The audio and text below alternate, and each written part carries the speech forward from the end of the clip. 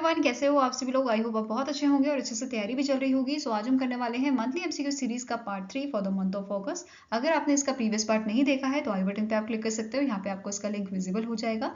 And इस lecture की जो पीडीएफ है वो हम शेयर करेंगे हमारे टेलीग्राम चैनल पे, जिसका लिंक हमने डिस्क्रिप्शन बॉक्स में दिया हुआ है, आप इसे ज्वाइन कर सकते हैं। सो चलिए जल्दी से स्टार्ट करेंगे आज का लेक्चर। तो फर्स्ट आपका यहाँ पे क्वेश्चन है, the Italian goalkeeper Gianluigi Buffon recently in August announced his retirement from the football. He was awarded with the FIFA's Best Men's Goalkeeper Award in dash. So इन्हें कौन से ईयर में FIFA's Best Men's Goalkeeper Award दिया गया था? तो answer here is option number C, that is 2017 में। ठीक है, इसके अलावा हमें नोट करना है, ये फर्स्ट एवर गोलकीपर रहे हैं जिन्हें गोल्डन फुट अवार्ड दिया गया था 2016 में। इसके अलावा इन्हें कौन से अदर नेम से जाना जाता है? एक तो आपका है सुपरमैन, ठीक है, सुपरमैन के नाम से जाना जाता है, एंड गीगी के नाम से। ठीक है, और next question here is, name the organization that has signed a term contract with the Bharat Petroleum Corporation Limited for the sale of a crude oil from the Mumbai region in Maharashtra. So answer here is option number E, that is ONGC Oil and natural Gas Corporation Limited ने term agreement recently sign किया है Bharat Petroleum Corporation limited का साथ, ताकि यहाँ पे किस चीज के लिए किया है? For the sale of a crude oil from the Mumbai region in Maharashtra. और भारत पेट्रोलियम कॉर्पोरेशन लिमिटेड का भी हेडक्वार्टर आपका कहाँ पे है? It is in the Mumbai, Maharashtra. ठीक है, एंड रिसेंटली हमने ये भी पढ़ा था, ओएनजीसी की जो सब्सिडरी है आपकी ओएनजीसी विदेश लिमिटेड, ठीक है, ओएनजीसी विदेश लिमिटेड, इस ऑर्गेनाइजेशन को नवरत्न का स्टेटस अभी दिया गया था। ठीक है, नवरत्न का स्टेटस दिया गया था by the department of public enterprises, और ऑयल इंडिया लिमिटेड को भी अभी जो है इसका स्टेटस अपग्रेड किया गया था टू दी महारत्ना। ठीक है, नाउ अब यहाँ पे हम चेयरमैन एंड सीईओ की बात कर लेते हैं। तो ओएनजीसी के चेयरमैन कौन है आपके? इनका नाम है अरुण कुमार सिंह। ठीक है, एंड इसका हेडक्वार्टर कहाँ पे लोकेटेड है? ये लोकेटेड है आपका न्यू दिल्ली में। ठीक है, नाउ अगर यहाँ पे हम बात करें भारत पेट्रोलियम कॉर्पोरेशन लिमिटेड की, तो इसके चेयरमैन एंड मैनेजिंग डायरेक्टर आपके कौन है? इनका नाम है जी कृष्ण कुमार।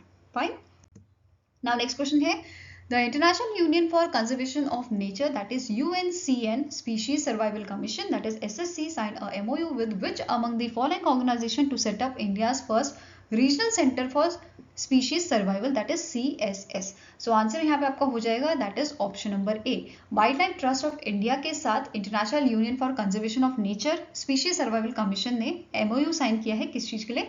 सेटअप करने के लिए इंडिया का first regional centre for species survival. और यहाँ पे आपको ये भी नोट करना है, ये साउथ एशिया का पहला सेंटर है एंड वर्ल्ड का ये आपका 10th सेंटर होगा। ठीक है, ये चीज याद रखनी है। नाउ जो world life trust of India है, इसके बारे में देख लेते हैं। इसे 1998 में जो है स्टार्ट किया गया था, किस चीज के लिए? जो हमारी एंडेंजर्ड स्पीशीज हैं उनको कंजर्व करने के लिए, उनको बचाने के लिए। ठीक है, नाउ चेयरपर्सन कौन है आपके? IUCN SSC के, इनका नाम है professor John Paul Rodrigues, and WTI के आपके एग्जीक्यूटिव डायरेक्टर कौन है? इनका नाम है विवेक मेनन। ये चीज याद रखनी है आपको। नाउ नेक्स्ट आपका क्वेश्चन है, the Ministry of Environment Forest and Climate Change announce the merger of which among the following flagship conservation programmes. So answer यहाँ पे आपका है, दैट इज टाइगर, जो प्रोजेक्ट टाइगर है एंड प्रोजेक्ट एलिफेंट है, इन दोनों को रिसेंटली एक डिवीजन में मर्ज किया गया है। तो answer is option number D, that is both A and B. और इस डिवीजन का नाम क्या रखा गया है? Project tiger elephant. ठीक है, ये चीज क्लियर हुई। नाउ स्टैटिक क्वेश्चन आपका क्या बन सकता है?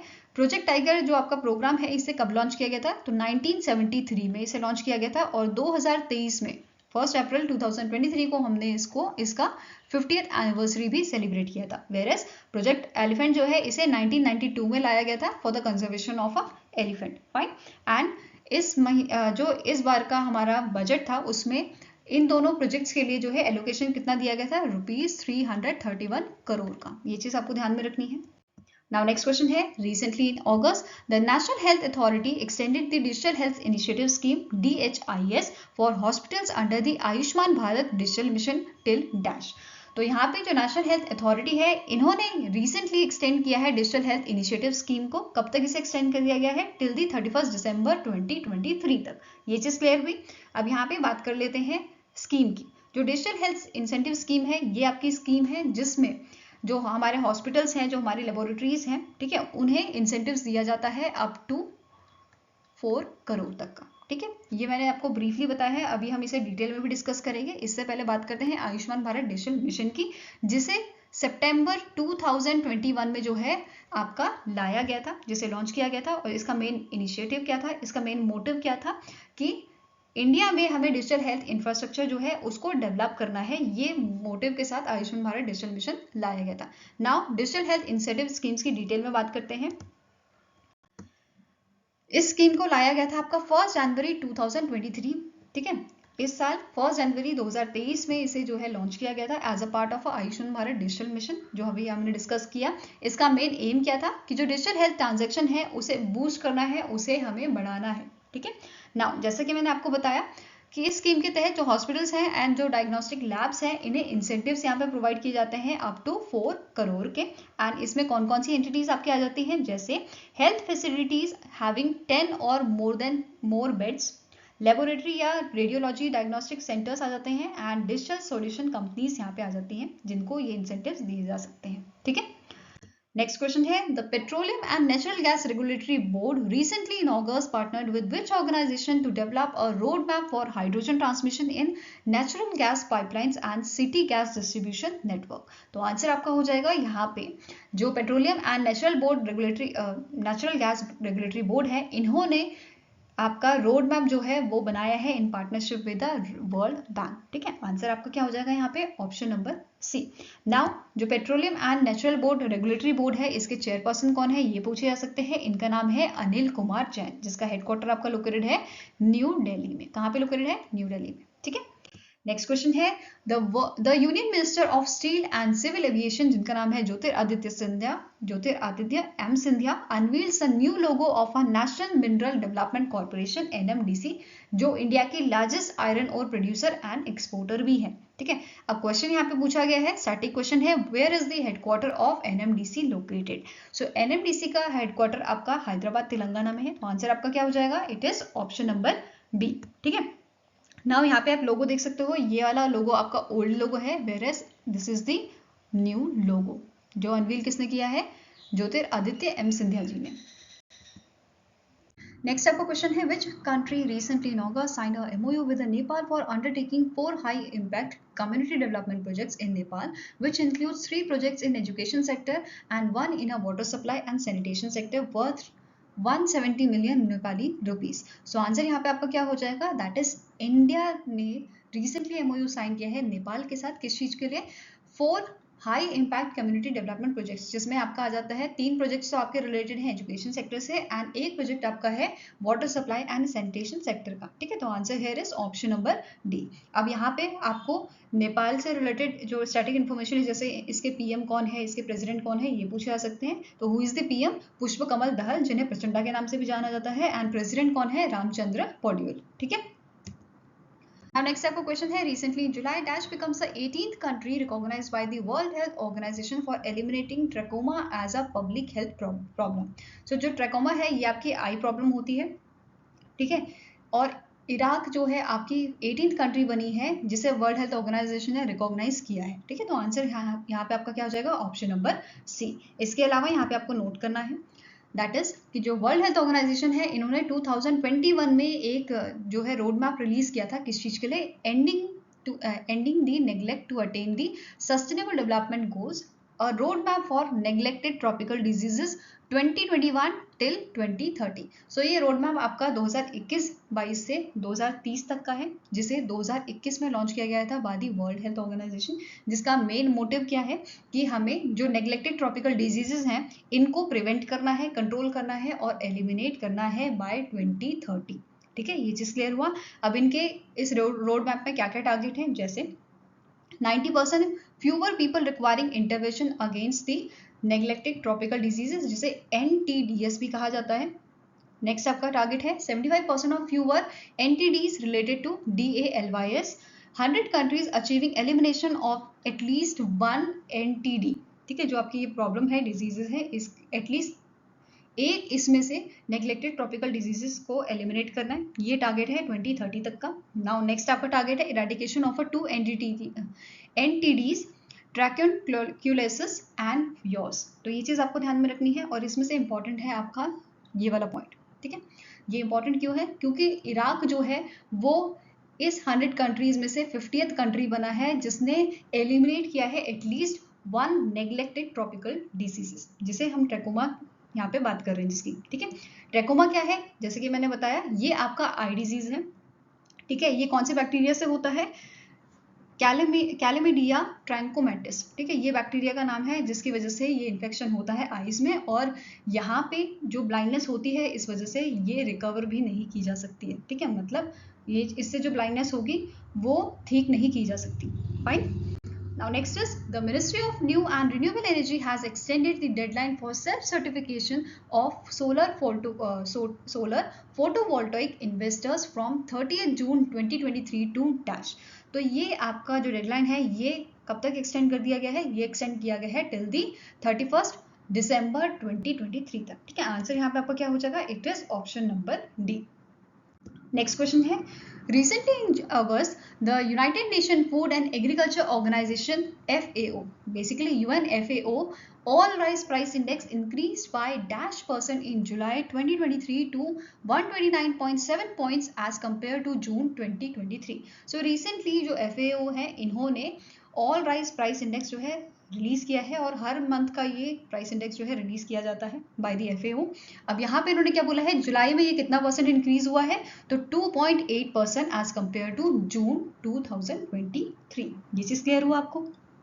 अब यहाँ पे बात हो ही रही है ऑल राइस प्राइस इंडेक्स की, तो आपको ये भी पता होगा कि इंडिया ने जो नॉन बासमती व्हाइट राइस है इसका एक्सपोर्ट बंद कर दिया है, इस पे बैन लगा दिया है। अब ऐसा क्यों किया गया है? क्योंकि आप सभी को पता है मॉनसून की वजह से काफ़ी जगहों पे जो है जो फसल होती है वो खराब हो जाती है, जिसकी वजह से डोमेस्टिक प्राइसेस हाई हो जाते हैं एंड मार्केट में बहुत हाई प्राइसेस पे जो है राइस बेचे जाते हैं। अब इसी चीज़ को कंट्रोल करने के लिए इंडियन गवर्नमेंट ने नॉन बासमती व्हाइट राइस का एक्सपोर्ट जो है वो बैन कर दिया है ताकि सिचुएशन अंडर कंट्रोल रहे। ठीक है, इसके साथ साथ यहाँ पे ये भी नोट कर लीजिए, इंडिया जो है सबसे ज़्यादा राइस एक्सपोर्ट करता है वर्ल्ड में। ठीक है, हाईएस्ट एक्सपोर्टर है which is your 40%, somewhere around 40% जो है इंडिया एक्सपोर्ट करता है आपका राइस। इसके बाद आपका आ जाता है नंबर थाईलैंड का। ठीक है, सेकेंड नंबर पे जो 13% जो है आपका राइस एक्सपोर्ट करता है, then it is followed by the Vietnam which is 9% share. ठीक है, जिसका 9% जो है, ये टॉप 3 कंट्रीज हैं जो सबसे ज़्यादा एक्सपोर्ट करती हैं राइस को। ठीक है, ये चीज़ नोट करनी है। अगर हम यहाँ पे बात करें प्रीवियस ईयर से कंपैरिजन करें यहाँ पे, ठीक है, या एक साल की बात करें, तो यहाँ पे 19.7% हायर यहाँ पे जो है आपके डेटा देखे गए हैं अगर जुलाई 2022 से यहाँ पे कंपेयर किया जाए। ठीक है, इसके अलावा FAO का अगर हम ओवरऑल वर्ल्ड फूड इंडेक्स की बात करें तो यहाँ पे भी हमें जो है हाइक देखने को मिला है। ठीक है, कितना परसेंट इंक्रीज देखने को मिला है? 1.3% का। एंड अगर ईयरली बात की जाए तो 11.8% का यहाँ पे जो है इंक्रीज देखने को हमें मिला है। ठीक है, इसके अलावा यहाँ पे जो FAO है इसके रिलेटेड स्टैटिक क्वेश्चन आपका बन सकता है, जैसे इसका हेडक्वार्टर कहाँ है? तो ये लोकेटेड है आपका रोम, इटली में। ठीक है, एंड इसके डायरेक्टर जनरल कौन है? इनका नाम है क्यू डोंगयू। ठीक है, now next आपका क्वेश्चन है, which organization has sanctioned rupees 1974 crore to the Rajasthan government under the Rural Infrastructure Development Fund, that is RIDF fund for 2023-2024? So answer here is option number D, that is NABARD ने यहाँ पे allocation दिया है 1974 करोड़ का Rajasthan government को, जिसमें ये allocation 3 जगह पे आपका जो है इन्वेस्ट होने वाला है। एक तो ड्रिंकिंग वाटर सप्लाई प्रोजेक्ट जो है, ठीक है, second construction of your rural roads, ठीक है, एंड थर्ड आपका आ जाता है माइक्रो इरिगेशन प्रोजेक्ट। ठीक है, माइक्रो इरिगेशन प्रोजेक्ट। ठीक है, तो इन 3 जगहों पे ये आपका अमाउंट जो है ये इन्वेस्ट किया जाएगा। ठीक है, नाउ एक स्टार्टिंग क्वेश्चन बन सकता है नबार्ड से रिलेटेड, दैट इज कि नबार्ड का हेडक्वार्टर कहाँ है? ये तो है मुंबई में। ठीक है, एंड इसके करंट चेयरमैन कौन है? इनका नाम है साजी केवी। ठीक है, now next is name the organization that has signed a MOU with the Subroto Mukherjee Sports Education Society to promote youth football in India at a formal function in Air Force Station in New Delhi, Delhi. So इनमें से कौन सी organization है जिन्होंने MOU sign किया है? किसके साथ? Subroto Mukherjee sports education society के साथ। किस चीज को प्रमोट करने के लिए? फुटबॉल को प्रमोट करने के लिए। ठीक है, answer here is option number B, that is All India Football Federation, that is AIFF, जिसका हेडक्वार्टर आपका न्यू दिल्ली में है। ठीक है, कहाँ पे है हेडक्वार्टर? न्यू दिल्ली में। और इसके करंट प्रेसिडेंट कौन है? इनका नाम है कल्याण चौबे, और सेक्रेटरी जनरल कौन है? इनका नाम है शाजी प्रभाकर। ठीक है, now next is recently in August Ambuja Cements acquired -% stake in Gujarat based Shanghai Industries, that is SIL. So इनमें से कौन से कितने परसेंट जो है स्टेक्स एक्वायर किए गए हैं बाय द अंबुजा सीमेंट? तो आंसर हेयर इज 56.74%, ठीक है, जिसकी वैल्यू आपकी है somewhere around ₹5,000 crore. Next is which company has won a project to provide a comprehensive key management system to Satish Dhawan Space Center, Sriharikota range, the space port of India। तो answer यहाँ पे आपका क्या हो जाएगा, कौन सी इनमें से ऑर्गेनाइजेशन है जिन्हें ये प्रोजेक्ट दिया गया है, की मैनेजमेंट सिस्टम का project to elevate the security standards, ठीक है। तो आंसर यहाँ पे आपका क्या हो जाएगा, it is option number A, Godrej security solutions. क्या नाम है इस कंपनी का, Godrej security solutions. Now next is the England's T20 World Cup 2022 winner Dash announced his retirement from international cricket। तो यहाँ पे कौन से ऐसे पर्सनालिटी हैं जिन्होंने अभी रिसेंटली अपना रिटायरमेंट दिया है इंटरनेशनल क्रिकेट से। तो आंसर यहाँ पे आपका हो जाएगा option number C, that is Alexander Daniel Hills. क्या नाम है इनका, Alexander Daniel Hills. Next question है, national bone and joint day is annually observe across India on dash by the Indian orthopaedic association, that is IOA। So answer here is option number D, that is 4 अगस्त को हम observe करते हैं national bone and joint day, जिसे पहली बार 2012 में जो है ऑब्जर्व किया गया था, ठीक है। 4 अगस्त 2012 में इसे फर्स्ट टाइम ऑब्जर्व किया गया था। एंड 2023 में जो कैंपेन लॉन्च किया गया था इंडियन ऑर्थोपेडिक एसोसिएशन द्वारा, इसकी थीम इंपॉर्टेंट है, ये पूछी जा सकती है, each one train one save one, ठीक है, each one train one save one. This is the theme of campaign which was launch by the Indian orthopaedic association.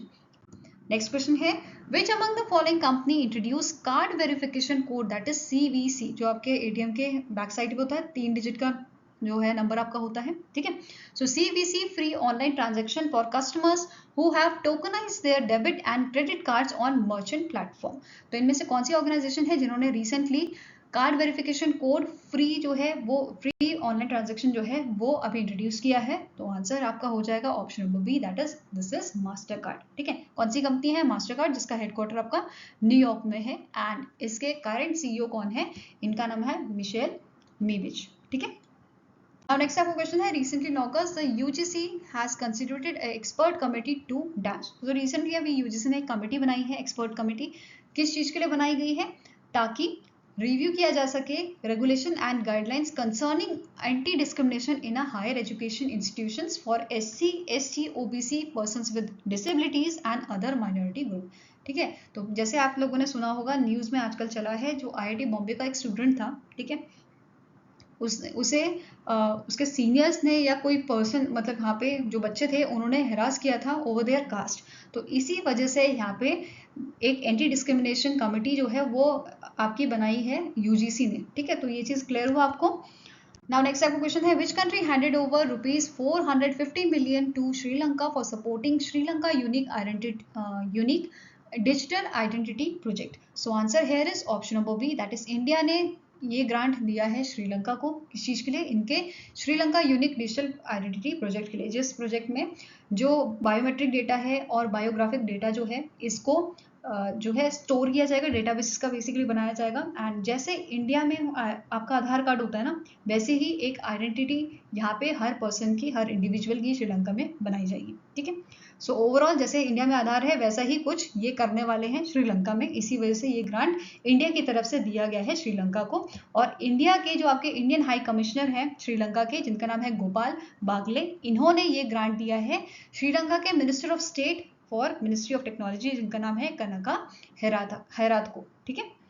Next question है, in August 2023 the home minister Amit Shah has launch a digital portal of the central registrar of corporative societies office in dash. सो पहले तो ये जान लेते हैं आपका central registrar of corporative societies है क्या। बेसिकली ये आपकी एक स्टैट्यूटरी बॉडी है जिसका मेन काम क्या होता है, जो आपके मल्टी स्टेट कॉर्पोरेटिव सोसाइटीज होते हैं उनके रजिस्ट्रेशन के लिए ये रिस्पॉन्सिबल होती हैं, ठीक है। तो इसका मेन काम यही है कि रजिस्ट्रेशन करवाना मल्टी स्टेट कॉर्पोरेटिव सोसाइटीज का। अब क्वेश्चन क्या है कि अमित शाह जी ने डिजिटल पोर्टल जो है central registrar of corporative societies, इसको कहाँ पे लॉन्च किया है, तो इसे लॉन्च किया गया है पुणे महाराष्ट्र में, ठीक है। आंसर आपका यहाँ पे क्या हो जाएगा, it is option number C. Now next आपका क्वेश्चन है which ministry has launch a e care. E care का फुल फॉर्म यहाँ पे आप नोट कर लीजिए, it is e clearance for after life remain portal to avoid delays in a transferring of a mortal remains of Indians who die abroad. So यहाँ पे question तो आपको क्लियर होगा। सो कौन सी मिनिस्ट्री ने इस पोर्टल को लॉन्च किया है जहाँ पे जो मॉर्टल रिमेन्स है इंडियंस के, जो बाहर देश में जिनकी डेथ हो जाती है, ठीक है, उनके मॉर्टल रिमेन्स जो है वो इंडिया लाने के लिए, ट्रांसफर करने के लिए इस पोर्टल को यहाँ पे लॉन्च किया गया है by the Ministry of health and family welfare. ठीक है, ये चीज क्लियर है। कौन सी मिनिस्ट्री ने लॉन्च किया है? Ministry of health and family welfare, ताकि जल्दी से जल्दी जो मॉर्टल रिमेन्स हैं वो इंडिया पहुंचाए जा सके। ठीक है, अब यहाँ पे जो इंटीमेशंस हैं ये सेंड किए जाएंगे SMS के थ्रू, व्हाट्सएप के through to the central international health division and to the nodal officer और जो कंसाइनीज होंगे, ठीक है, एंड जो एयरलाइन होगी उसको। ठीक है, और यहाँ पे नोडल सेंटर आपका कौन है? It is Indira Gandhi international airport. ठीक है, नेक्स्ट क्वेश्चन है recently in August PM Narendra Modi laid the foundation stone for the redevelopment of dash railway projects dash railway stations as under the Amrit Bharat station scheme. कौन सी scheme है? Amrit Bharat station scheme worth more than ₹24,470 crore. ठीक है, PM Modi ji ने recently foundation stone रखा है 508 railway stations का, जो आपके 27 स्टेट्स एंड यूनियन टेरिटरीज जिसमें आपके आ जाते हैं। ठीक है, और ये कितने अमाउंट का आपका प्रोजेक्ट है? तो it is more than 24,470 crore. ठीक है, now next आपका क्वेश्चन है, which state responsible tourism mission, that is RT mission, organize the trainers of trainer program under the women friendly tourism project in collaboration with the United Nations Women India। so answer यहाँ पे आपका हो जाएगा option number E, that is Kerala का जो state responsible tourism mission है जिसे नवंबर 2022 में लॉन्च किया गया था। ठीक है, केरला एंड जो RT मिशन है, इन दोनों ने मिलकर इसे नवंबर 2022 में लॉन्च किया था। ठीक है, अभी इसी मिशन ने किसके साथ कोलैबोरेशन किया है? यूनाइटेड नेशन वुमेन इंडिया के साथ। किस चीज के लिए? For the women friendly tourism project. Basically जो वुमेन ट्रैवलर्स आते हैं इंडिया में उनको सेंस ऑफ सिक्योरिटी प्रोवाइड करने के लिए ये मिशन लॉन्च किया गया है। ठीक है, और जो प्रोग्राम था ये आपका 31 जुलाई से 1 अगस्त तक था, 2 दिन का ये प्रोग्राम था। ठीक है, एंड ये प्रोग्राम आपका ऑर्गेनाइज किया गया था कोट्टयम केरला में, जिसका मेन मोटिव क्या था, मेन फोकस क्या था? The wide range of tourism activities in which womens can play a central role. ठीक है, आई होप ये भी आपको क्लियर होगा।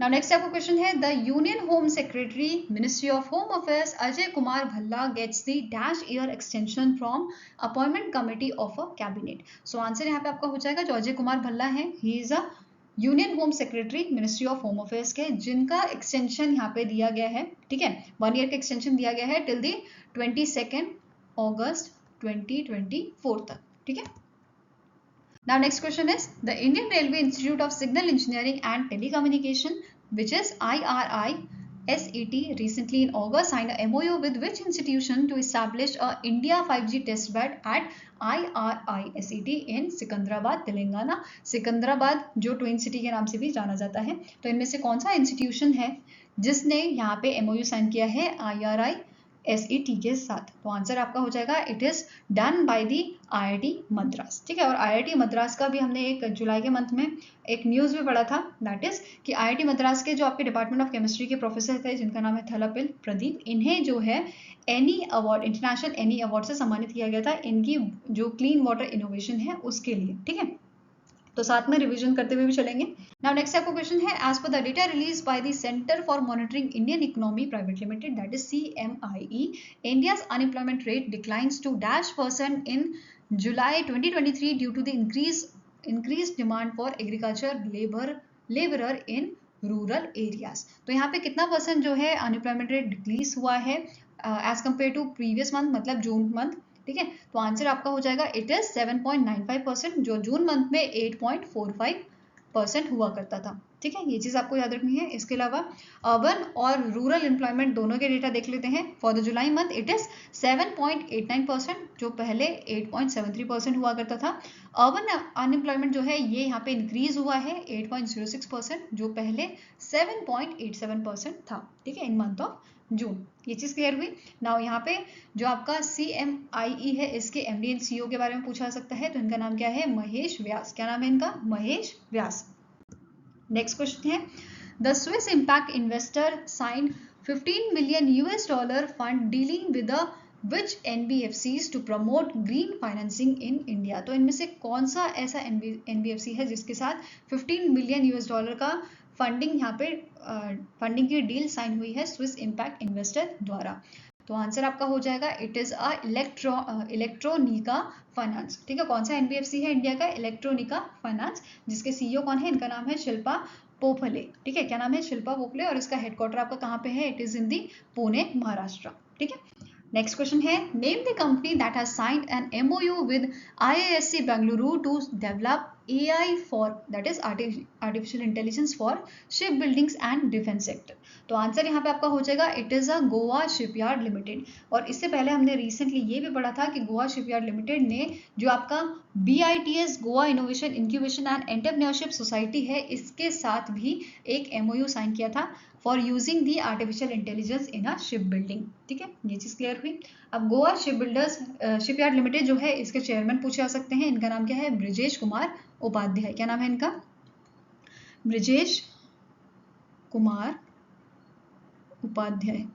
ठीक है, now next is who is appointed as a new chairman of a central board of indirect taxes and custom, that is CBIC। so recently अभी जो है आपका जो central board of indirect taxes and custom है, CBIC जो है, इसके आपके चेयरमैन अपॉइंट किया गया है संजय कुमार अग्रवाल को, और इन्होंने रिप्लेस किया है विवेक जौहरी को। ठीक है, ये चीज याद रखनी है। संजय कुमार अग्रवाल जी को चेयरमैन बनाया गया है और इन्होंने रिप्लेस किसे किया है? विवेक जौहरी को। और रिसेंटली CBIC के आपके एक मेंबर भी जो है अपॉइंट किए गए हैं। 6 मेंबर होते हैं। ठीक है, उसमें से एक मेंबर यहाँ पे अपॉइंट किए गए हैं जिनका नाम है सुरजीत भुजबल। क्या नाम है इनका? सुरजीत भुजबल, और इन्होंने रिप्लेस किसे किया है? संजय कुमार अग्रवाल को। ये चीज क्लियर हुई। और यहाँ पे एक और चीज पूछी जा सकती है, CBIC का आपका हेडक्वार्टर कहाँ पे है? तो ये लोकेटेड है आपका न्यू दिल्ली में। कहाँ पे लोकेटेड है? न्यू दिल्ली, दिल्ली में। ठीक है, आई होप गाइस आपको ये वीडियो पसंद आया हो। अगर पसंद आए तो लाइक एंड शेयर जरूर कीजिएगा, और हमारे साथ जुड़ने के लिए हमारे चैनल को सब्सक्राइब कीजिएगा। अगर आपके कुछ सजेशन है तो आप हमें मेल कर सकते हो benchmarkstudy007@gmail.com पे, या फिर आप हमें कमेंट सेक्शन में भी लिख सकते हैं। सो मिलेंगे ऐसे ही नेक्स्ट वीडियो के साथ। Till then take care, have a nice day and all the best for your preparations.